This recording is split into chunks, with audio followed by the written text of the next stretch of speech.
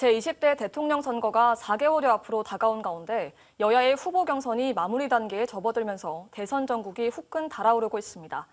MBC가 만난 사람 오늘은 대선 후보 선출을 눈앞에 둔 국민의힘 이준석 대표를 모시고 이야기 나눠보겠습니다. 안녕하십니까? 네, 안녕하세요. 네. 울산은 처음 오시나요? 울산 제가 당대표 되고 한 번 왔었습니다. 아, 정말요? 두 번째 그럼 근데 방문이시네요. 그때 조용히 왔다가 가지고 네. 많은 분들이 모르고 계시더라고요. 예. 그렇군요. 요즘 참 바쁘실 텐데 대선 후보 선출이 이제 며칠 안 남았잖아요. 보니까 지금 계속해서 전국을 돌면서 1인 도보 시위를 하고 계시는데 이유를 좀 설명을 해주시죠. 기본적으로 지금 민주당이 입법, 사법, 행정 권력을 사실상 독점하고 있기 때문에 지금 성남의 대장동 개발건에 대해서 많은 국민들이 의심을 갖고 있는 그런 사안을 특검을 받으라는 주장을 저희가 하고 있습니다. 네. 지금까지 그냥 다수 논리로 그것을 막아세우고 있기 때문에 당연히 저와 김기현 원내대표가 상의를 해서 이건 대국민 투쟁을 해야 된다. 근데 과거에 보수 정당이 대국민 투쟁하면은 뭐 머리 깎고 이렇게 뭐 단식하고 이런 이미지만 있었는데 그렇게 하면은 그 그림은 어떻게 잘 나올지 모르겠으나 많은 국민들이 접촉이 불가능하거든요. 그래서 이 도보 투쟁을 통해 가지고 제가 전국 각지 도시들을 돌면서 다양한 국민들과 또 많은 국민들과 소통하면서 이 특검에 대한 여론을 만들어가고 있습니다. 네. 또 현재 제1야당의 대표로서 대선 준비로 참 바쁘실 텐데요. 이번 대선의 의미 어떻게 보고 계시는지 궁금합니다. 저는 이 시청자분들께서 간단하게 생각하셨으면 좋겠습니다. 예전에 어떤 대선 후보가 대선에 나와가지고 살림살이 나아지셨습니까? 라는 질문을 던진 적이 있거든요. 근데 문재인 정부 지금까지 4년을 거치면서 많은 분들이 살림살이가 나아졌는지 제가 여쭙고 싶습니다. 집을 가진 분은 가진 분대로 세금이 올라서 힘들었고 안 가진 분들은 살 수 없을 정도로 집값이 올라서 힘들고 전월세 같은 경우에도 대란이 일어나고 뭐 부동산 문제만 봐도 그렇습니다. 그거 외에도 보면 일자리 만들어졌습니까? 그럼 대통령께서는 지금까지 행정을 하시면서 예를 들어 문재인 대통령께서 해외 나가가지고 우리 뭐 산업 제품이라도 하나 팔아오신 적 있으십니까? 특히 울산 같은 산업도시 같은 경우에는 이런 외교 세일즈 같은 것도 중요한데 대통령께서 그런 부분에 있어서 전혀 업적을 보여주지 못하셨어요. 기껏해야 지금 코로나 대처 과정에서 재난지원금이나 이런 걸로 인해 가지고 여당이 지금 지지율을 좀 유지하고 있는 국면이었는데 저는 국가의 미래를 생각한다고 한다면은 이번에는 살림살이 나아지지 않으셨다고 생각하면은 야당을 선택하셨으면 하는 생각입니다. 네. 내년엔 뭐 대선도 대선이지만 지방선거가 실시되잖아요. 이 선거에 좀 쟁점이 될 만한 울산의 현안 몇 가지를 좀 말씀을 해주시죠. 저는 기본적으로 울산이 과거 이제 그 산업도시로서의 영광을 재현하기 위해서 필요한 인프라들을 구축할 필요가 있다 이런 생각을 하고요.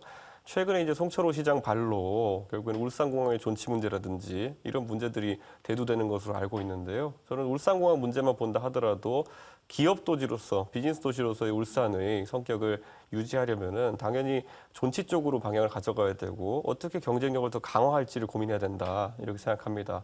울산공항의 예를 들어 국제선 취항 가능성이라든지 아니면 활주로나 계기시설의 보완이라든지 이런 것들을 진지하게 고민해서 저희 공약에 담아낼 것이고요. 무엇보다도 이제 과거에 자동차 산업이나 석유화학 산업에 이어가지고 신수종 사업을 발굴하는 것이 중요합니다. 그래서 제가 젊은 사람들과도 이제 간담회를 하면서 많이 봤지만은 울산에서 비교 우위를 가질 수 있는 그런 산업들. 예를 들어서 아까 언급했던 자동차 산업 같은 경우에도 그에 따른 뭐 전장 산업도 있겠지만은 여러 파생 산업들이 있는데 이런 분야야말로 젊은 사람들이 벤처 창업을 통해 가지고 활성화시켜야 되는 것인데 최근에 울산 지역 벤처기업인들이 참 인재난이나 아니면 이런 것들이 있어가지고 사업을 영위하기 힘들다 그래서 저희가 울산시당에 그 박성민 위원장님 위주로 해서 이런 것들 연구하라고 제가 지시를 해놓은 상태입니다. 네, 알겠습니다.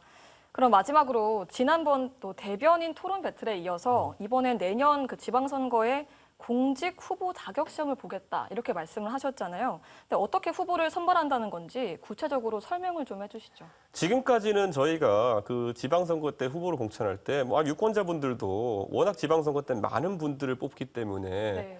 뭐 대충 전과 기록이나 아니면 학력 정도만 훑어보고 이렇게 선정하시는 경우도 있었을 것이고 당만 보고 찍는 경우도 있었을 거예요. 근데 저희는 이제 그런 것과 무관하게 실제 지방 의원으로서 이 업무를 수행할 능력이 있는지 지방 의원이라 그러면요 그 행정 감사도 할 줄 알아야 되는 거고요 예산 결산도 이제 할 줄 알아야 되는 것이고요 이런 여러 능력이 있는데 이것을 갖춘 사람들을 저희가 우대해서 공천하겠다는 이야기입니다. 그렇기 때문에 저희가 사실 정상 최초로 이런 공직 후보자 기초 자격 시험 저희가 시험 이름까지 지었으나 PPAT라고 이걸 쳐가지고 우수한 득점을 하게 된 분들은 저희가 인증을 해주는 겁니다.